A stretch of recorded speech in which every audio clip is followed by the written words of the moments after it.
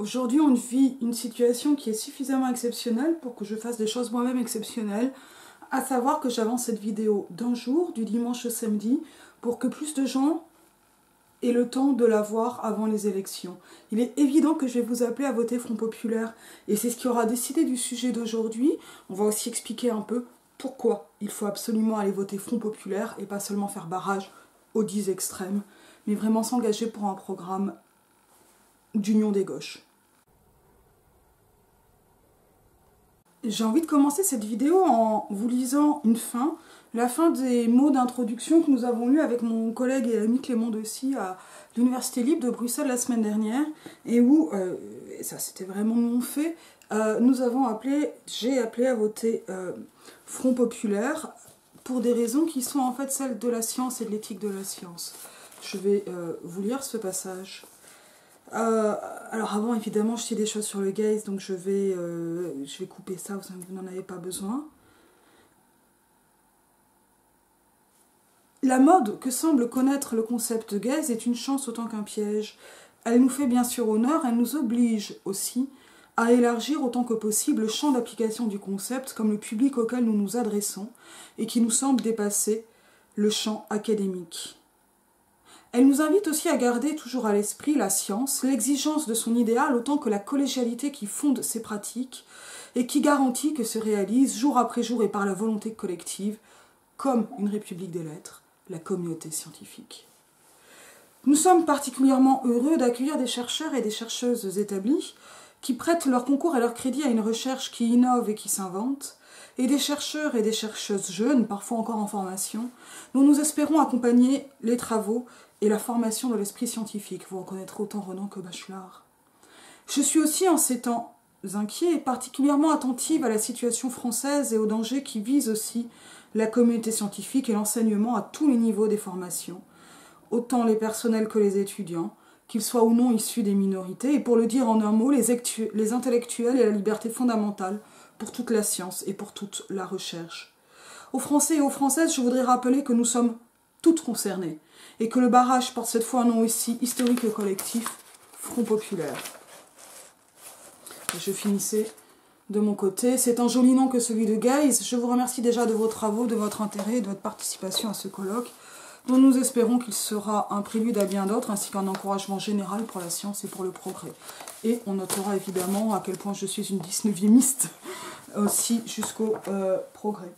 Aujourd'hui, je voudrais parler, c'est quelque chose que j'ai déjà évoqué ici, qui va et qui vient et qui revient, comme les mauvaises habitudes, les thèses sur le concept d'histoire de Walter Benjamin, parce que c'est probablement un des textes les plus beaux que je puisse connaître, et aussi un des plus difficiles, mais peut-être que c'est un des plus parlants pour la période actuelle.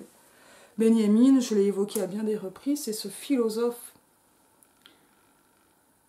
historien, mais d'abord philosophe, écrivain, qui remet à peu près tout à plat, en alliant d'une manière assez surprenante le marxisme et le messianisme. Ce qui est moins surprenant en fait quand on connaît mieux le premier 19e et qui ne manque pas de surprendre tout de même pour cette période. Sur le concept d'histoire, c'est un texte qui est un peu mythique, qui aurait été retrouvé dans sa valise. Bon, sur toute cette histoire, je vais vous renvoyer aux travaux de Nathalie Raoult, qui est beaucoup plus pointu que je ne le suis sur Benjamin, et je vais me concentrer vraiment sur le texte, pour essayer de voir qu'est-ce qu'on peut faire d'un texte, de l'obscurité d'un texte de Benjamin, qu'est-ce qu'il en ressort et quel sens, pluriel évidemment, peut avoir cette obscurité. Je reprends, comme toujours, le œuvre 3 de l'édition Folio Essai, qui n'est pas toute jeune mais qui est toujours aussi belle, traduit de l'allemand par Maurice de Gandillac, Pierre Rouch et Rainer Rochlitz, et qui est, je pense en plus, mon tome préféré des trois, mais enfin, si vous pouvez avoir les trois, vous n'en serez pas malheureux, ni malheureuse. Sur le concept d'histoire, NDT, donc note de la traduction du traducteur, ce texte publié par l'Institut de recherche sociale après la mort de Benjamin, 1942, a été rédigé dans les premiers mois de 1940. Il reprend et développe des idées autour desquelles la réflexion de l'auteur tournait depuis plusieurs années, comme le montrent les passages repris de l'étude sur Fuchs, Confère Supra, page 170 et suivante. Une version française dû à Benjamin lui-même, figure dans le volume des écrits français, Gallimard, 91, page 331 et suivante, et CPR, c'est-à-dire Pierre Rouge. Et donc en fait, on va avoir une espèce de série de fragments qui sont ces fameuses thèses, thèses un peu comme on parle après des thèses des situationnistes, enfin voilà, qui sont autant de propositions finalement, d'idées. 1. On connaît l'histoire de cet automate qui, dans une partie d'échecs, était censé pouvoir trouver à chaque coup de son adversaire la parade qui lui assurait la victoire.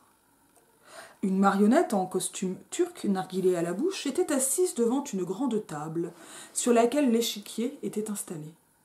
Un système de miroirs donnait l'impression que cette table était transparente de tous côtés.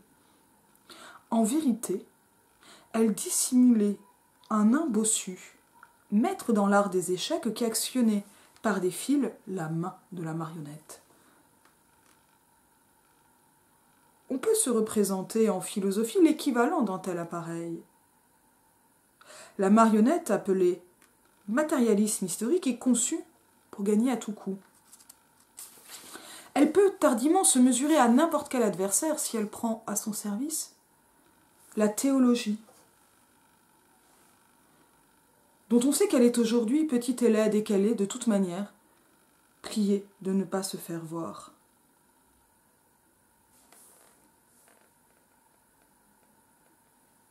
2.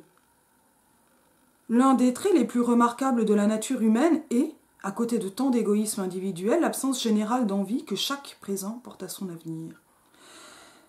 Alors je vais peut-être rester là sur ça. Alors c'est quand même un passage qui est très étonnant parce que il apparaît comme un apologue qui va ouvrir une analogie. Une analogie, alors déjà cet apologue, il est un peu mystérieux, et d'ailleurs il va être pris sur cette question du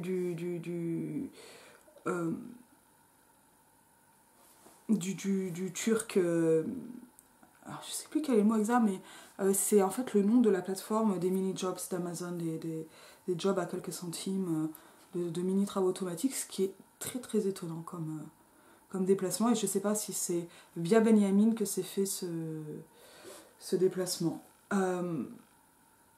Très concrètement, on a un apologue, quelque chose qui est présenté d'abord dans l'épaisseur de son mystère et d'un mystère qui est résolu.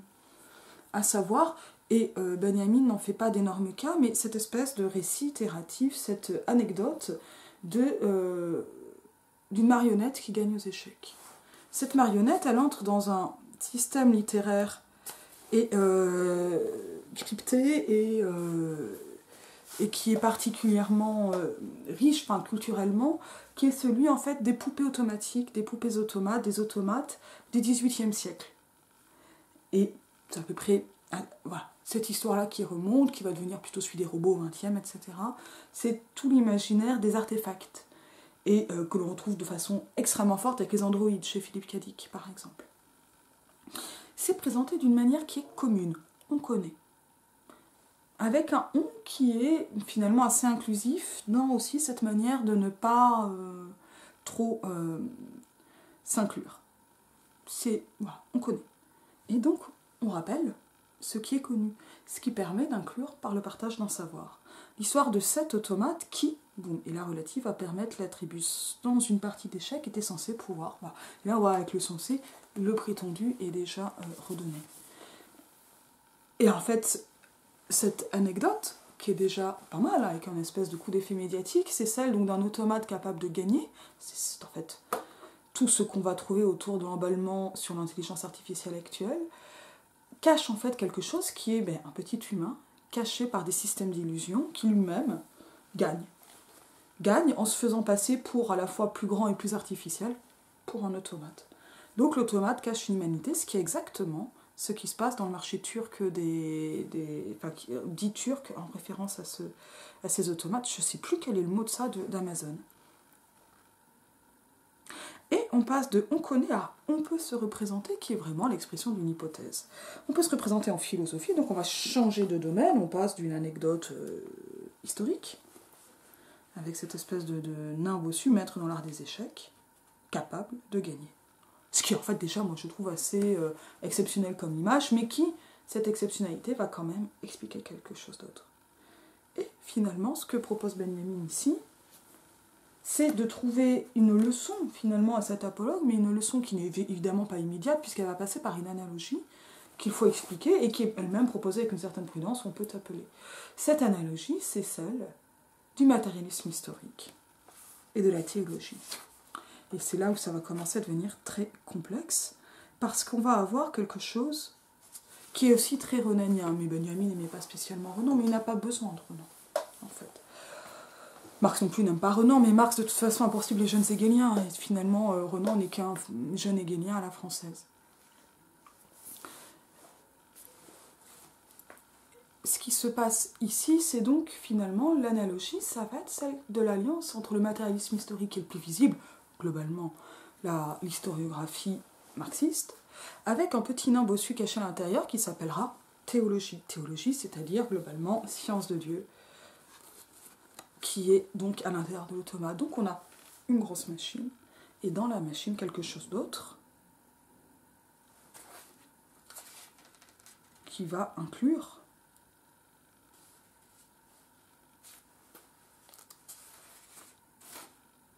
oh, je crois que j'ai mal...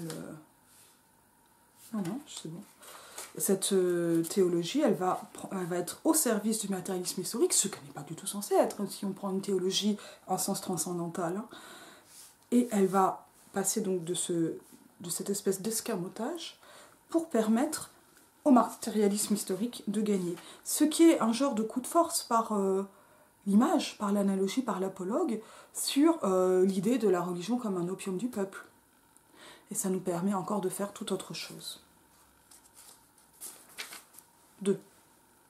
L'un des traits les plus remarquables de la nature humaine, citation, est, à côté de tant d'égoïsme individuel, l'absence générale d'envie que chaque présent porte à son avenir.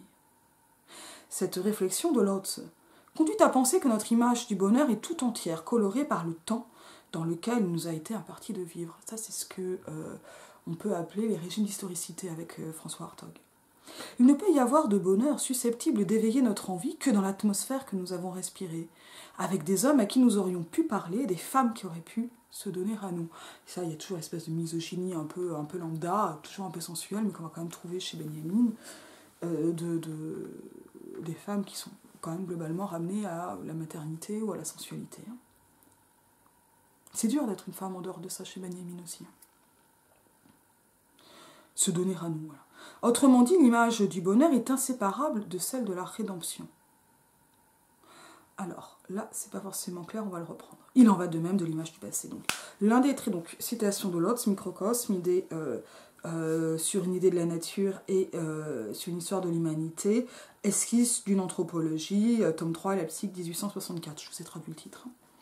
Donc, l'un des traits les plus remarquables de la nature humaine, c'est l'absence générale d'envie que chaque présent porte à son avenir. C'est-à-dire, en fait, une forme de présentéisme, d'être inscrit dans son présent.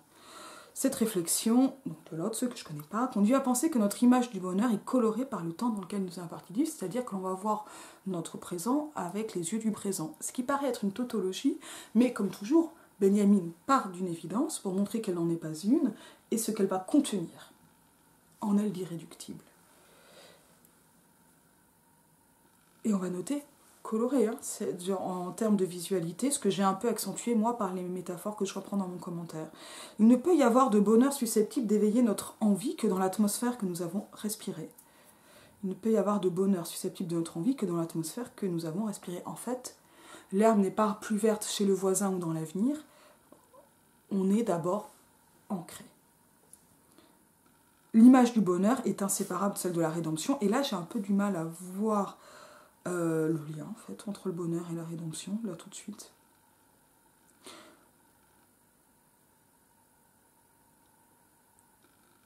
Mais la rédemption comme un pardon de nos éventuels péchés actuels. Alors, Benjamin n'est pas forcément directement en philosophie chrétienne, mais ça apparaît quand même chez lui. Et donc c'est vrai aussi qu'on ne peut se faire pardonner que ce que l'on aura pu faire soi-même. Je pense que c'est quelque chose de cet ordre-là. Vous me reprenez. Il en va de même de l'image du passé dont s'occupe l'histoire. À nouveau une analogie. Ça, c'est très Benjamin. Poum, poum, il fonctionnait par tuilage. Il en va de même de l'image du passé dont s'occupe l'histoire. Le passé est marqué d'un indice secret qui le renvoie à la rédemption. Ne sentons-nous pas nous-mêmes un faible souffle de l'air dans lequel vivaient les hommes d'hier? Et donc il y a quelque chose qui va commencer, on voit le tuilage, par relier les temps, d'abord par analogie, parce que en fait, le passé a été un présent. Mais le passé, il a aussi quelque chose que nous allons sentir comme un souffle d'air dans le présent, et qui va se produire ici, qui va revenir par une forme d'indice secret, un signe qu'il va falloir retrouver. Et ce signe, il est ce faible souffle de l'air. Les voix auxquelles nous prêtons l'oreille n'apportent-elles pas un écho de voix désormais éteinte? Et donc, quelque chose est irrémédiablement perdu, mais nous en avons l'écho. C'est un peu tout le travail de Rancière ou de Geneviève Fraisse. Les femmes que nous courtisons n'ont-elles pas des sœurs qu'elles n'ont plus connues? Et donc, il y a des analogues. Et toujours, putain, cette image quand même un peu misogyne. S'il en est ainsi, alors il existe un rendez-vous tacite entre les générations passées et la nôtre. Ça veut dire qu'en fait, dans l'histoire, on va avoir, donc par ce phénomène de tuilage, d'analogie et de glissement, à la fois, évidemment, la perte irrémédiable, mais la possibilité de retrouver, et cette possibilité de retrouver, elle va se présenter comme une rédemption à partir d'un indice secret. Nous avons été attendus sur la Terre, et ça, c'est extrêmement réconfortant, parce qu'il y a quelque chose, non pas exactement du peuple élu, parce qu'en fait, là, on a une universalité, mais une préparation de notre propre venue dans le passé. À nous, comme à chaque génération précédente, fut accordée une faible, en italique, force messianique sur laquelle le passé fait valoir une prétention. Cette prétention, il est juste de ne point la repousser, l'historien matérialiste en a conscience. Donc là, il va nous parler sur un matérialiste. Donc, nous avons été attendus parce que, en fait, le passé nous a préparés. À nous comme à chaque génération précédente. Donc là, hein, cette analogie, elle est valable pour tout le monde, elle ne nous est pas spécifique du tout. Chaque génération a donc cette faible force messianique qui va être une façon de réaliser le passé. En fait, on est l'espoir de l'avenir. On est l'espoir d'avenir du passé. Et cette prétention-là, du passé sur nous-mêmes, il faut savoir la saisir. 3. Le chroniqueur qui rapporte les événements sans distinguer entre les grands et les petits fait droit à cette vérité que rien de ce qui eut jamais lieu n'est perdu dans l'histoire. Certes, ce n'est qu'à l'humanité rédimée qu'échoit pleinement son passé. C'est-à-dire que pour elle seule, son passé est devenu intégralement citable. Chacun des instants qu'elle a vécu devient une citation à l'ordre du jour, et c'est en français, et ce jour est justement celui du jugement dernier. On reprend. Le chroniqueur, donc on se souvient, l'historien matérialiste, celui qui va faire l'histoire, celui qui va la chronique, qui va tenir la chronique, par exemple, d'un temps, qui rapporte les événements sans distinguer, fait droit à cette vérité. Alors, rien, donc là, ça va être en fait quelque chose qui est de l'ordre d'une indistinction entre la petite et la grande histoire, la petite histoire, histoire d'en haut, histoire d'en bas, histoire politique, histoire des gens ordinaires.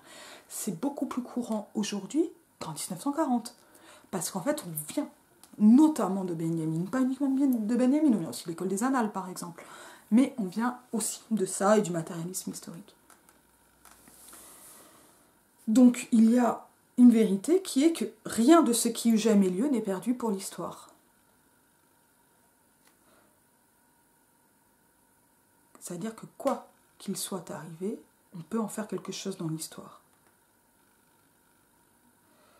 Et finalement, ce n'est que pour ce qui va rester de l'humanité qu'on va avoir un passé complet, puisqu'en fait, dans le passé, il y a des humanités non advenues. Et nous, on ne peut être que ce qui est advenu, puisque le reste n'est pas advenu, c'est avorté, en fait. Donc nous sommes, et c'est pas une question d'avortement, c'est une question de ce n'est pas advenu à un niveau humanité. Et donc le passé n'est citable que pour l'humanité qui a un avenir qui est devenu un présent. C'est ça, l'humanité rédimée. Chacun des instants qu'elle a vécu devient une citation à l'ordre du jour, parce qu'en fait, ça devient possible d'accéder à cette histoire, et cette possibilité, elle se fera vraiment donc au jour du jugement dernier. On voit à nouveau le contexte messianique qui apparaît ici, et donc qui va voilà, à un moment pour faire les comptes et à un moment qui est celui finalement de l'apocalypse, de la fin des temps. C'est en fait un moment en dehors de l'histoire et on voit revenir la théologie. On continue. 4. Occupez-vous d'abord de vous nourrir et de vous vêtir, alors vous échouera de lui-même le royaume de Dieu. Hegel, 1807. Et ça, c'est extrêmement intéressant parce que Hegel, c'est à la fois le Hegel qui donnera les jeunes hegéliens contre lesquels s'insurge Marx, mais c'est le Hegel de la dialectique historique qui inspire le matérialisme historique marxiste. Et ce qu'on a ici, c'est au sein même d'une citation de Hegel qui est très claire, abstraite, inattendue que une lettre. Le grand et le petit événement, la réécriture messianique néo-testamentaire du Nouveau Testament, d'un souci qui est celui du quotidien, de ce qu'on peut appeler aussi le souci de la reproduction quotidienne. Reproduction, c'est pas juste faire des enfants, c'est vivre jour après jour, vous nourrir et vous vêtir. Et donc on voit là comment le royaume de Dieu, boum, complètement le Christ, apparaît aussi de ce petit souci. Et là, on avait déjà l'alliance du grand et du petit juste avant. La lutte des classes que jamais ne perd de vue un historien instruit à l'école de Marx, tel que les Benjamines, mais évidemment il s'agit d'ouvriers, est une lutte pour ces choses brutes et matérielles sans lesquelles il n'en est point de raffiné ni de spirituel. Celles-ci interviennent pourtant dans la lutte des classes autrement que comme l'idée d'un butin qu'emportera le vainqueur. Comme confiance, courage, humour, ruse, fermeté inébranlable, elles prennent une part vivante à la lutte et agissent rétrospectivement dans les profondeurs du temps. Elles remettront toujours en question chaque nouvelle victoire des maîtres. De même que certaines fleurs tournent leur corolle vers le soleil, le passé par un mystérieux héliotropisme, c'est le fait de se tourner vers le soleil comme un tournesol, tend à se tourner vers le soleil qui est en train de se lever au ciel de l'histoire. Nouvelle métaphore. L'historien matérialiste doit savoir discerner ce changement le moins ostensible de tous, on va le reprendre. Donc, on ne perd jamais de vue la lutte des classes quand on est un historien marxiste, à l'école de Marx, et on va noter comment la périphrase est beaucoup plus belle. Et précise, en fait, que juste historien marxiste qui va classer, tandis que là, on va parler de la véritable formation. Et donc, qui va allier les choses brutes et matérielles, les raffinées et les spirituelles, exactement comme dans la citation de Hegel, mais ça me place aussi des ordres d'événements parfaitement antagonistes en termes d'échelle et même d'appartenance catégorielle entre le matériel et le spirituel. Et celles-ci, c'est-à-dire toutes ces choses, les raffinées et spirituelles, donc, les dernières, interviennent dans la lutte des classes, et pas seulement comme idée. C'est-à-dire qu'en fait, là, Benjamin réécrit Marx, en revenant sur l'idée que la religion serait seulement l'opium du peuple et qu'il n'y aurait pas d'idéalisme. Il va rajouter l'idéalisme par la théologie, et en affinant l'idée que l'histoire est toujours écrite par les vainqueurs. Comme confiance, courage, humour, ruse, fermeté inébranlable, elles prennent une part vivante à la lutte. Donc en fait, cet idéalisme, il n'est pas religieux. Il rejoint des choses qui sont aussi de l'ordre du trait, par exemple d'esprit. On se rappelle que Benjamin est un très fin connaisseur du romantisme allemand, notamment du Witz, et je vous renvoie à ce que je lis très régulièrement sur l'absolu littéraire, auquel je consacrerai probablement un jour une vidéo, de Jean-Luc Nancy et Philippe Lacoue-Labarthe, si je ne me trompe pas. Comme confiance, courage, humour, ruse, fermeté inébranlable, elles prennent une part vivante à la lutte et agissent rétrospectivement dans les profondeurs du temps. Donc en fait, ce qu'on va faire au présent, on va avoir une action sur le passé. Et là, le temps, il n'est plus exactement linéaire. Elles remettront toujours en question chaque nouvelle victoire des maîtres. C'est-à-dire que ce que l'on va faire en termes d'histoire va avoir un effet sur la victoire des maîtres, c'est-à-dire aussi sur la narration de la victoire des maîtres. Et donc, hop, là, on va avoir cette analogie de même que les tournesols, en gros, le passé. Et donc, le passé lui-même va se tourner vers le soleil en train de se lever au ciel de l'histoire, c'est-à-dire vers la nouvelle école historique. Mais il va le préciser avec une image qui est naturaliste et finalement météorologique, mais aussi naturaliste, celle de la fleur qui se tourne vers le soleil, c'est-à-dire, en fait, le passé est coloré à une nouvelle orientation lui-même. Et c'est beau, parce qu'en fait, le passé est directement mu, comme une fleur, dans cette analogie. Et c'est à l'historien matérialiste de se rendre compte de ce qui se passe dans la façon qu'il a de regarder le passé. Lui et les autres. 5. L'image vraie du passé passe, italique, en un éclair. On ne peut retenir le passé que dans une image qui surgit et s'évanouit pour toujours à l'instant même où elle s'offre à la connaissance.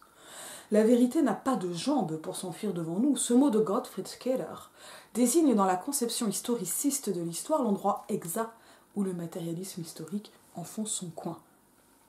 Car c'est une image irrécupérable du passé qui risque de s'évanouir avec chaque présent qui ne s'est pas reconnu visé par elle. L'image vraie du passé passe en un éclair. Donc en fait, le passé c'est plein de choses, mais le vrai moment où on tient le passé c'est très fugace. On ne peut retenir le passé que dans une image qui surgit et s'évanouit pour toujours à l'instant même où elle s'offre à la connaissance. Donc on n'aura pas une connaissance du passé, on aura des moments de surgissement. On se rappelle, très proche du Witz, du trait d'esprit, qui est largement plus complexe que l'humour. La vérité n'a pas de jambes pour s'enfuir devant nous. Alors là, ça paraît étonnant, parce qu'il n'y avait pas de jambes, ça devrait prendre plus de temps. Mais c'est parce qu'en fait, ça se fonctionne très différemment. Parce que cet éclair, comme un flash, il s'évanouit quand on ne reconnaît pas le passé. Donc il y a quelque chose de l'ordre de l'éblouissement qui va aussi avec cette fugacité. Et donc ce moment où ce n'est pas parce que la vérité nous échappe, qu'elle s'éloigne, qu'on arrive à la saisir. En fait, c'est parce qu'elle est de l'ordre de l'éblouissement. 6. Faire œuvre d'historien ne signifie pas savoir comment les choses se sont réellement passées. Cela signifie s'emparer d'un souvenir tel qu'il surgit à l'instant du danger. Faire œuvre d'historien ne signifie pas savoir comment les choses se sont réellement passées, cela signifie s'emparer... en fait, c'est déjà perdu. Cela signifie s'emparer d'un souvenir tel qu'il surgit à l'instant du danger. Il s'agit pour le matérialisme historique de retenir l'image du passé qui s'offre inopinément au sujet historique à l'instant du danger. Je ne sais pas peut-être pas aller jusqu'au bout. C'est beau quand même, hein. Qu'est-ce que c'est beau. Alors on va s'emparer d'un souvenir, il y a toujours ces images très préhensiles chez Benjamin, tel qu'il surgit à l'instant du danger. Il s'agit pour le matérialisme historique de retenir, on se rappelle préhension, l'image du passé qui s'offre inopinément au sujet historique à l'instant du danger. Donc il y a quelque chose du passé que l'on peut attraper à certains moments, qui sont des moments de danger. Ce danger menace aussi bien les contenus de la tradition que ses destinataires. Et je crois que pour le comprendre, il faut repenser au cheval de Troie de Wittig, même s'il est bien anachronique. Il y a quelque chose qui va déstabiliser les formes et qui va aussi déstabiliser notre compréhension du passé. C'est un peu la même chose qui se produit chez Benjamin. Ce danger menace aussi bien les contenus de la tradition que ses destinataires. Il est le même pour les uns et pour les autres et consiste pour eux à se faire l'instrument de la classe dominante. À chaque époque, il faut chercher à arracher de nouveau la tradition au conformisme qui est sur le point de la subjuguer. C'est-à-dire qu'en fait, la tradition, qui est l'obstacle, l'antagoniste du matérialisme historique, va toujours figer et il va falloir récupérer même la tradition. Parce que la tradition en elle-même n'est pas... parce que même la tradition elle-même n'est pas figée, elle est récupérée par le conformisme, en gros par la réaction, par les opposants politiques. Mais les opposants politiques, c'est pas juste des gens qui sont dans des partis, ce sont aussi des façons de penser et de faire. Donc le travail du matérialisme historique, il est permanent, et donc le matérialisme historique aussi peut devenir ce conformisme qui met en danger la tradition, une tradition qui n'est donc pas une sclérose. Car le Messie ne vient pas seulement comme rédempteur qui va amener la rédemption, le pardon. Il vient comme vainqueur de l'antéchrist, et là on retombe sur la lutte. Et donc on n'est plus comme individu, on va atteindre ce niveau de la lutte des classes historiques par un niveau qui est aussi celui de la dialectique historique façon Hegel, et pas seulement Marx, avec l'idéalisme. Le don d'attiser dans le passé l'étincelle. Étincelle, c'est le nom du journal de 17, d'un des journaux révolutionnaires de 17, je crois de Lénine. Le don d'attiser dans le passé l'étincelle de l'espérance n'appartient qu'à l'historiographie intimement persuadée que si l'ennemi triomphe, même les morts ne seront pas en sûreté. Et cet ennemi n'a pas fini de triompher. Je vais pleurer. Donc en fait, on va aller retrouver dans le passé l'étincelle dans l'espoir, et c'est l'espoir du passé qu'on va récupérer, dont on va se saisir pour allumer des brasiers contemporains. Et donc, une des tâches de l'historien du matérialisme historique, formé à cette école et qui va réellement la mettre en œuvre sera d'attiser cette étincelle du passé. Exactement ce que font Rancière, Fraisse et d'autres. Exactement ce que j'essaie de faire à mon niveau sur mes féministes du 19e.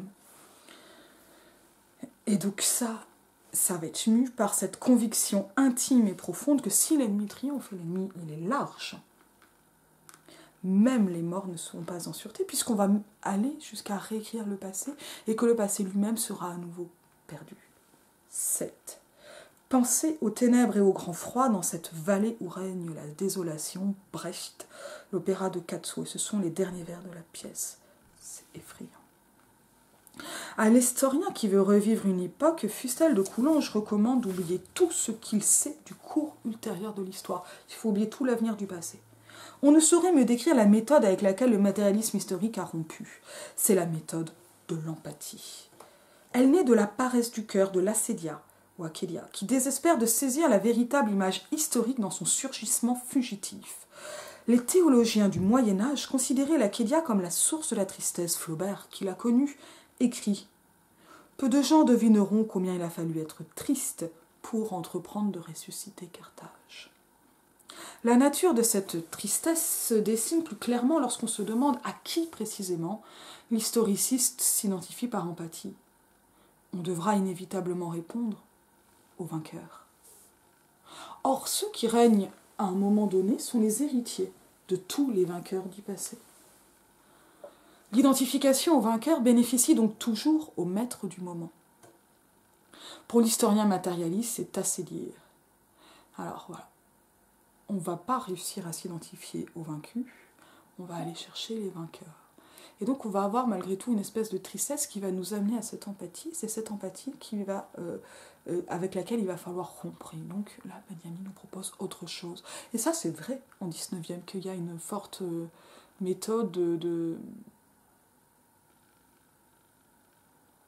sentiment de l'organisme, par exemple chez Renan, d'être de papier chez Michelet, enfin, on pourrait dire un peu de métalabs finalement. C'est-à-dire d'abolition de la distance. La nature de cette tristesse se dessine plus clairement, on l'a déjà dit.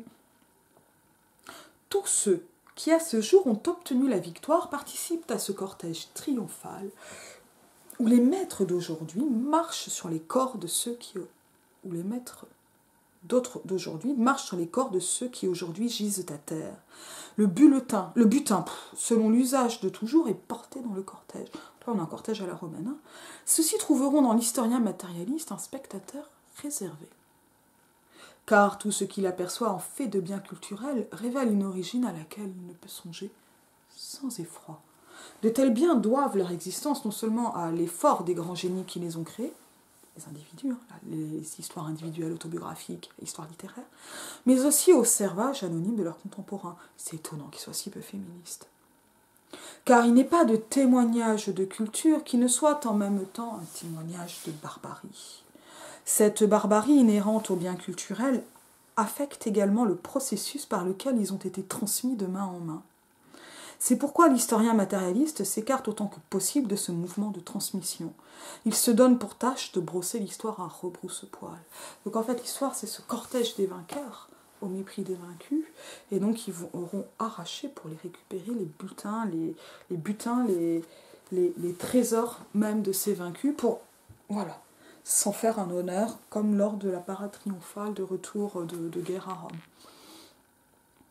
Et c'est cela qui amène l'historien qui va voir le cortège à avoir cette réserve qui s'oppose donc à l'empathie pour voir et pour lire autrement dans le document de culture, un document de barbarie, pour savoir que si on arrive à ça, c'est qu'il s'est passé aussi autre chose. C'est une des phrases pour moi les plus importantes de toutes, voilà. Comme d'autres. Mais c'est pour moi, je veux dire, je me retiens de pleurer parce que c'est extrêmement important. 8. La tradition des opprimés nous enseigne que l'état d'exception dans lequel nous vivons est la règle. Nous devons parvenir à une conception de l'histoire qui rende compte de cette situation. Nous découvrirons alors que notre tâche consiste à instaurer le véritable état d'exception et nous consoliderons ainsi notre position dans la lutte contre le fascisme. Celui-ci garde au contraire toutes ses chances face à des adversaires qui s'opposent à lui au nom du progrès, compris comme une norme historique. s'effarer que les événements que nous vivons soient encore possibles au XXe siècle, c'est marquer un étonnement qui n'a rien de philosophique. Un tel étonnement ne mène à aucune connaissance, si ce n'est à comprendre que la conception d'où il découle n'est pas tenable. Alors, là, ça c'est aussi contre-intuitif. L'état d'exception, c'est aussi quelque chose là qu'il va falloir voir d'une manière quand même un poil différente.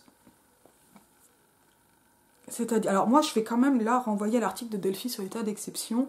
Là on est d'un point de vue juridique, c'est-à-dire sur le travail domestique comme inclus dans le régime marital qui a une exception au droit commun. C'est un peu ça et c'est pas complètement ça dans l'état d'exception de Benjamin, et il y a d'autres textes sur l'état d'exception.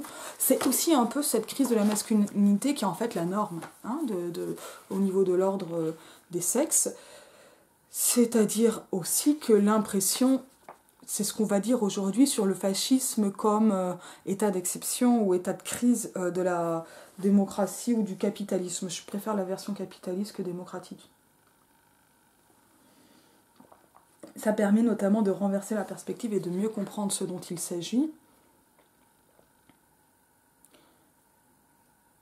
Là, ce qu'on va voir, en fait, c'est devoir effacer l'espèce de téléologie et d'idée d'un progrès qui avance de lui-même. C'est déjà ça qu'il s'agit de mettre au loin, et aussi pour rappeler que la lutte des classes, elle a une réalité historique permanente qui permet de lire ce qui se déroule dans ces années 30, tout début 40, comme pris dans une permanence autre. Et c'est là où l'étonnement de la barbarie ne doit pas étonner, parce qu'en fait, il entre dans cette histoire qui est une norme et qui n'est pas une exception. 9. Mon aile est prête à prendre son essor, car je voudrais bien revenir en arrière, car en restant même autant que le temps vivant, je n'aurai guère de bonheur. Gerhard Scholem, Gruß vom Angelus. Salutation de l'ange, ce qui me semble être aussi, donc Scholem c'est un grand penseur, notamment juif, et là on va être sur le grand passage de l'Angelus Novus. Il existe un tableau de Klee qui s'intitule Angelus Novus. Il représente un ange qui semble sur le point de s'éloigner de quelque chose qu'il fixe du regard. Ses yeux sont écarquillés, sa bouche ouverte, ses ailes déployées. C'est à cela que doit ressembler l'ange de l'histoire. Son visage est tourné vers le passé. Là où nous apparaît une chaîne d'événements, il ne voit, lui, qu'une seule et unique catastrophe qui sans cesse amoncelle ruine sur ruine et les précipite à ses pieds. Il voudrait bien s'attarder, réveiller les morts et rassembler ce qui a été démembré. Mais du paradis souffle une tempête qui s'est prise dans ses ailes si violemment que l'ange ne peut plus les refermer. Cette tempête le pousse irrésistiblement vers l'avenir auquel il tourne le dos, tandis que le monceau de ruines devant lui s'élève jusqu'au ciel. Cette tempête est ce que nous appelons le progrès. Une image extrêmement forte, encore une fois, chez Benjamin. Et en fait, ce qui va se passer, c'est aussi tout le statut de l'art comme de la langue chez lui. Il part en effet d'un tableau qu'il a possédé, Angelus Novus de Klee, qu'on trouve très facilement, enfin qui me semble qu'il l'a possédé, qu'on trouve très facilement en ligne, qui montre donc cette espèce d'ange qui vole à l'envers, comme dans la chanson de Gotenner, mais enfin avec quand même un peu plus de classe. Et ce vol à l'envers permet à cet ange qui se retrouve incarné dans le récit, ce qui est paradoxal bien sûr, de voir l'histoire. Et en fait, on se rappelle de la théologie prise dans l'automate, là on a encore une autre métaphore, une autre analogie, qui va permettre un autre point de vue sur l'histoire. Un peu comme des expériences de pensée. Est-ce que ce sont de pures métaphores ? Non. Parce qu'on est ici dans un état de la langue qui est soumis à une tension ontologique qui se traduit en une tension linguistique, à savoir que ces métaphores sont comme les métaphores chrétiennes du Nouveau Testament notamment. Le royaume de Dieu est parmi nous, cité par Hegel. On est à un moment où justement le passé peut nous éclairer, et non pas en termes de savoir, mais parce qu'on peut attiser une étincelle du passé pour aujourd'hui.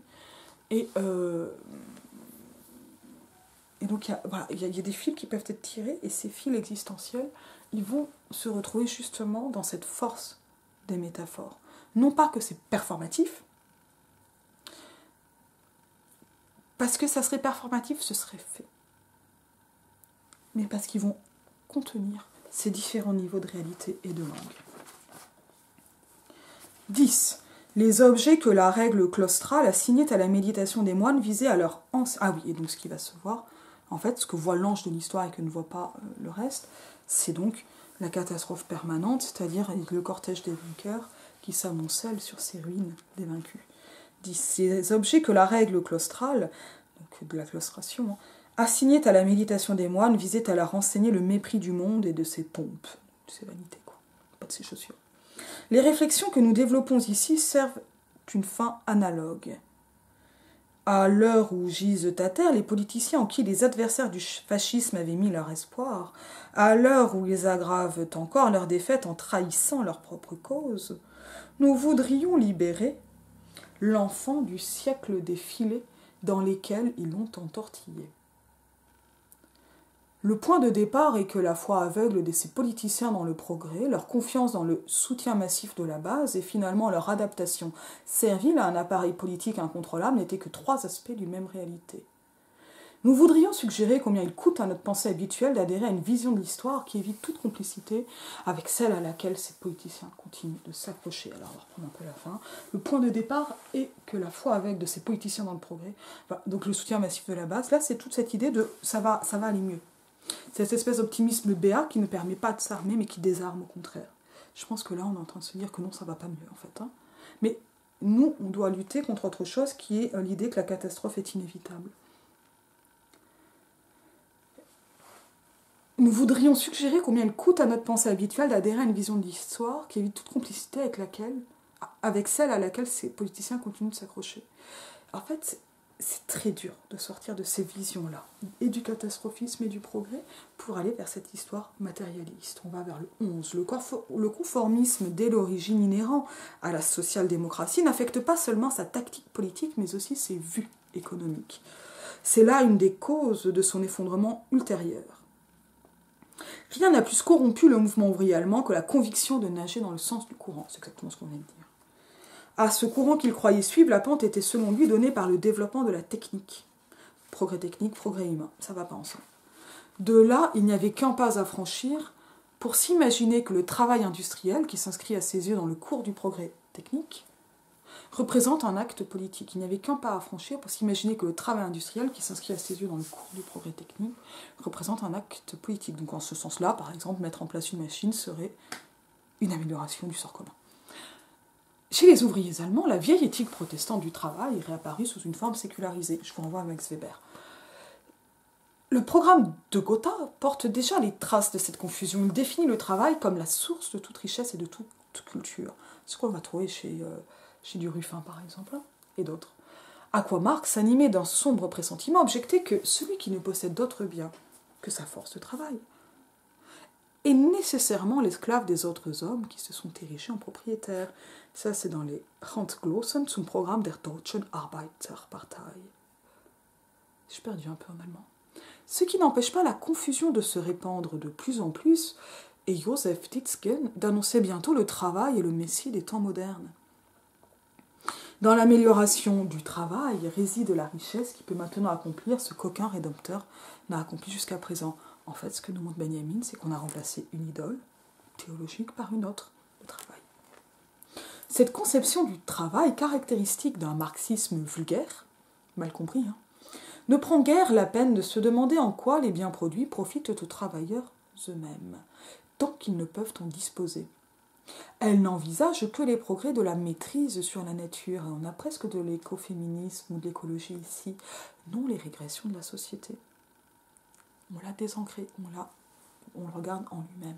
C'est ça, le mouvement d'idolâtrie. Elle présente déjà les traits technocratiques qu'on rencontrera plus tard dans le fascisme, notamment une approche de la nature qui rompt sinistrement avec les utopies socialistes avant 1848. Merci Benjamin. Merci Walter.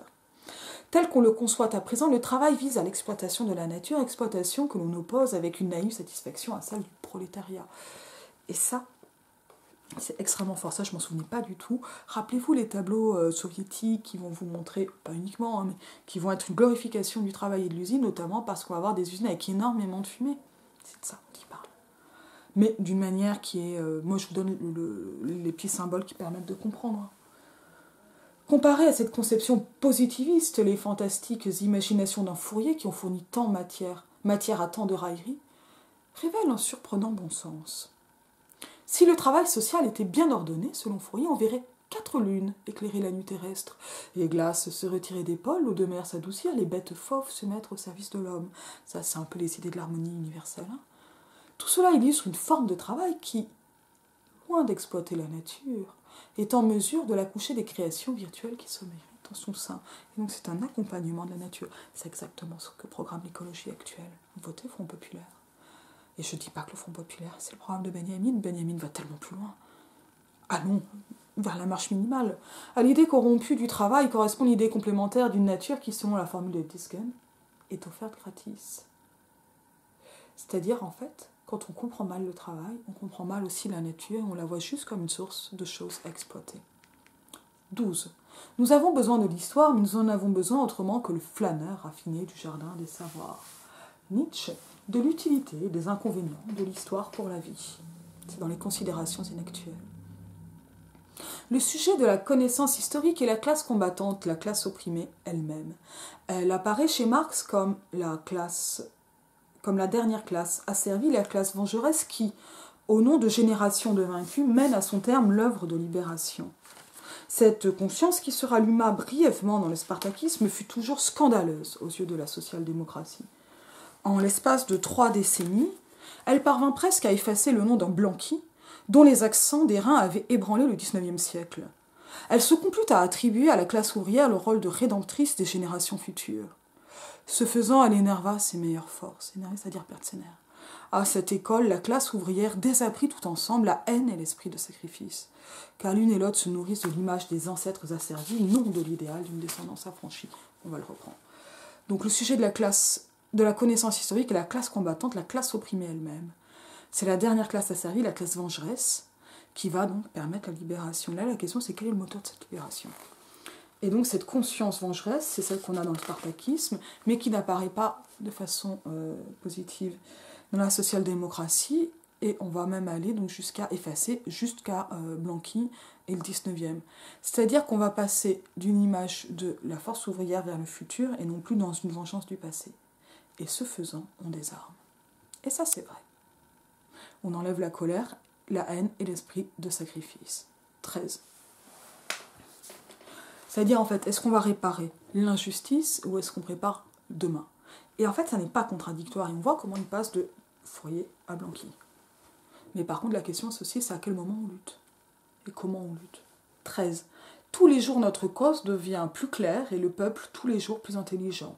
Joseph Titsken, la philosophie de la social-démocratie. Dans sa théorie et plus encore dans sa pratique, la social-démocratie a été guidée par une conception du progrès qui ne s'attachait pas au réel, mais émettait une prétention dogmatique.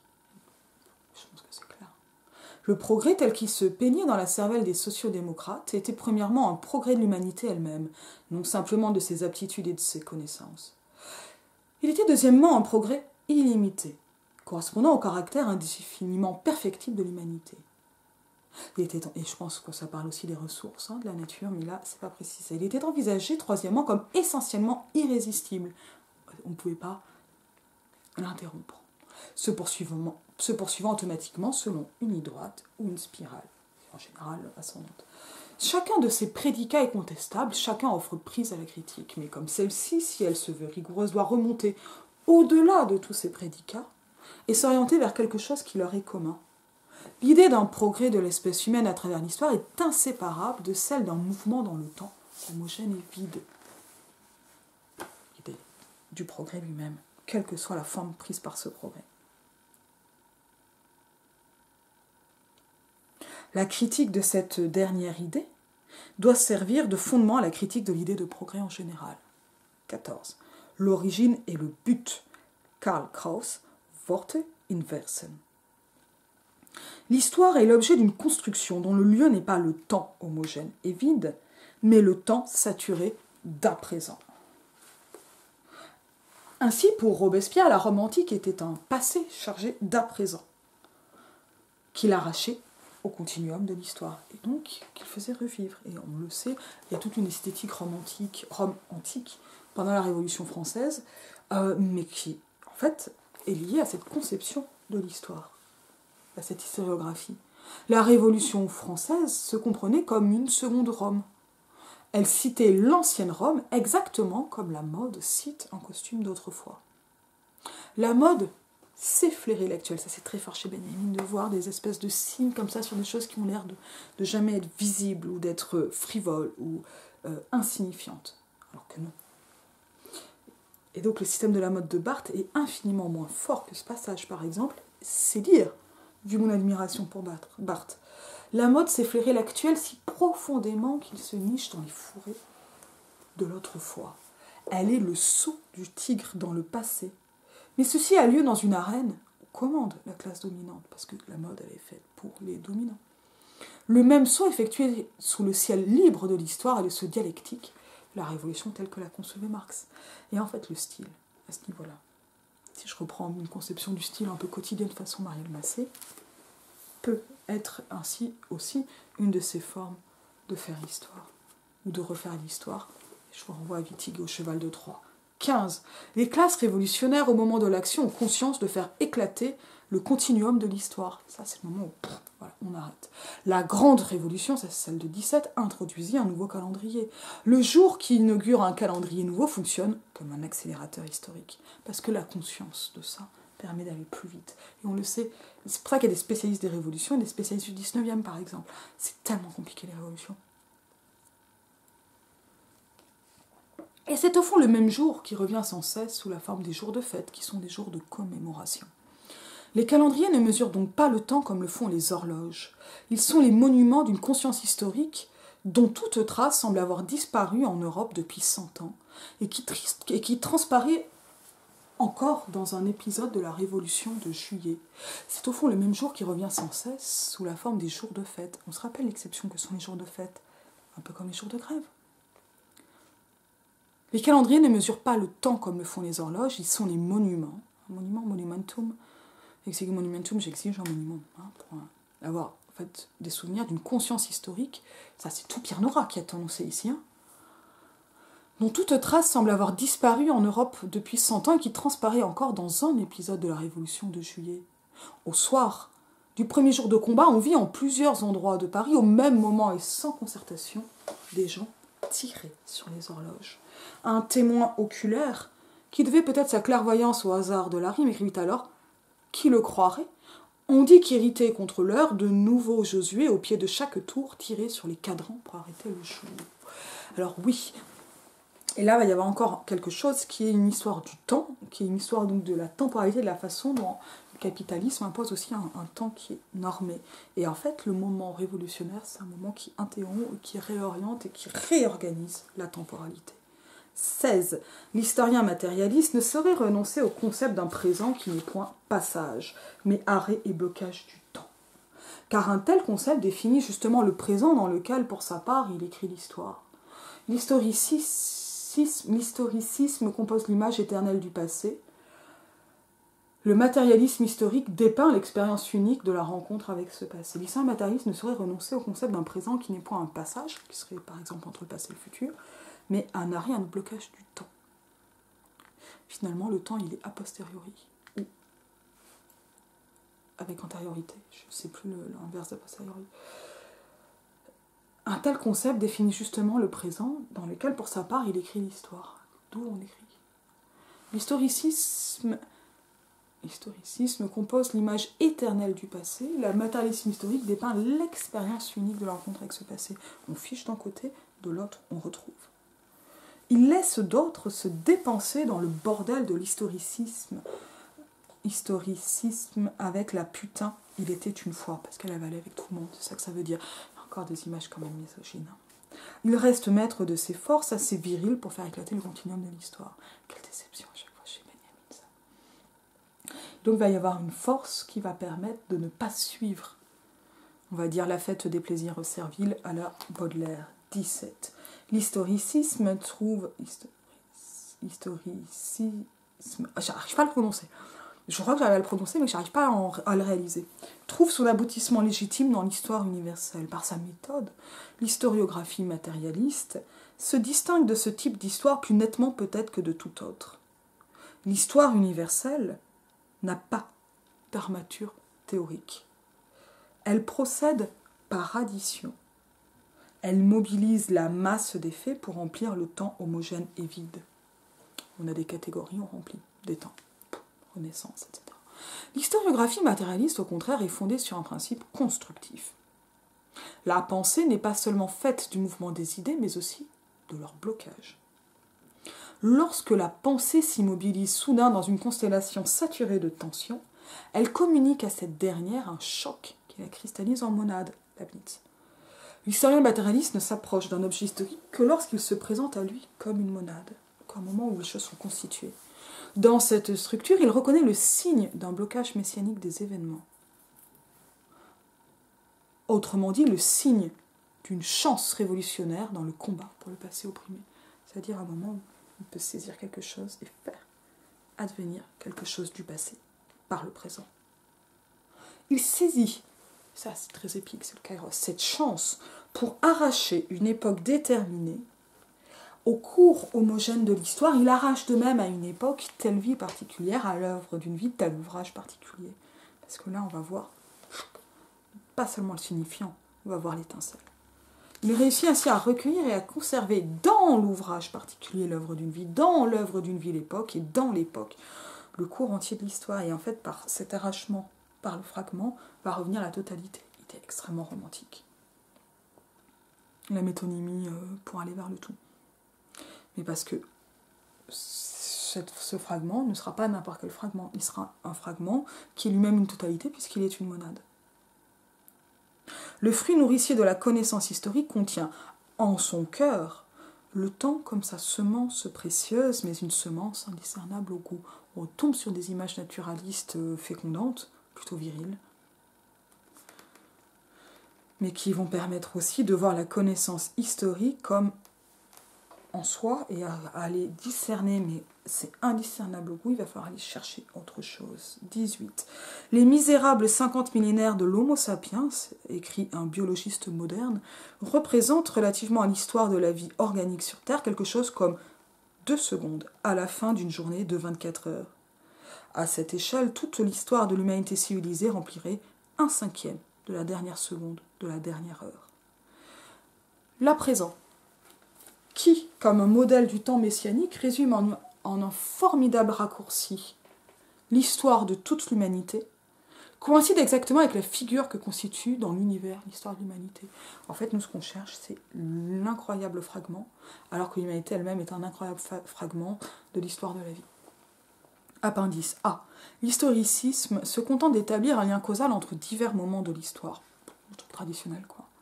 Mais aucune réalité de fait ne devient par sa simple qualité de cause un fait historique. En fait, là, il n'y a qu'une chaîne d'une chose à l'autre.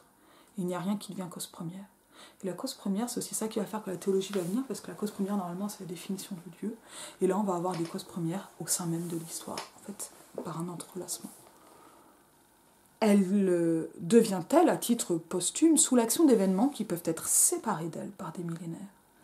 L'historien qui part de là cesse d'égrener la suite des événements comme un chapelet. Hop, encore une image théologique. Et donc on ne passe pas d'un événement à un autre, on va avoir autre chose. Il saisit la constellation que sa propre époque forme avec telle époque antérieure. Il fonde ainsi un concept du présent comme à présent, dans lequel sont fichés des éclats du temps messianique. Et ces éclats du temps messianique, on va les saisir par ces saisies monadiques. B. Les devins qui interrogeaient le temps pour savoir ce qui leur recélait en son sein ne le percevaient certainement pas comme un temps homogène et vide. Celui qui considère cet exemple se fera peut-être une idée de la manière dont le temps passé était perçu dans la commémoration. Alors, les devins qui interrogeaient le temps pour savoir ce qui leur recélait en son sein ne le percevaient certainement pas comme un temps homogène et vide. Oui, puisque le présent nous permettait d'accéder à l'avenir. Donc on avait des fragments de l'avenir dans le présent. Des indices en fait. Celui qui considère cet exemple se fera peut-être une idée, donc hop, on voit la force de l'analogie pour comprendre profondément, sensoriellement même. Une idée de la manière dont le temps passé était perçu dans la commémoration. C'est-à-dire, on va voir le passé très exactement comme on pouvait lire l'avenir avec les devins. On sait qu'il était interdit aux Juifs de sonder l'avenir. La Torah et la prière, en revanche, leur enseignaient la commémoration, pas vers l'avenir, mais vers le passé. La commémoration, pour eux, privait l'avenir des sortilèges auxquels succombent ceux qui cherchent à s'instruire auprès des devins. Mais l'avenir ne devenait pas pour autant aux yeux des Juifs un temps homogène et vide. Car en lui, chaque seconde était la porte étroite par laquelle le Messie pouvait entrer. Et donc dans l'attente du temps messianique, on ne va pas chercher à deviner, parce que la divination peut être permanente.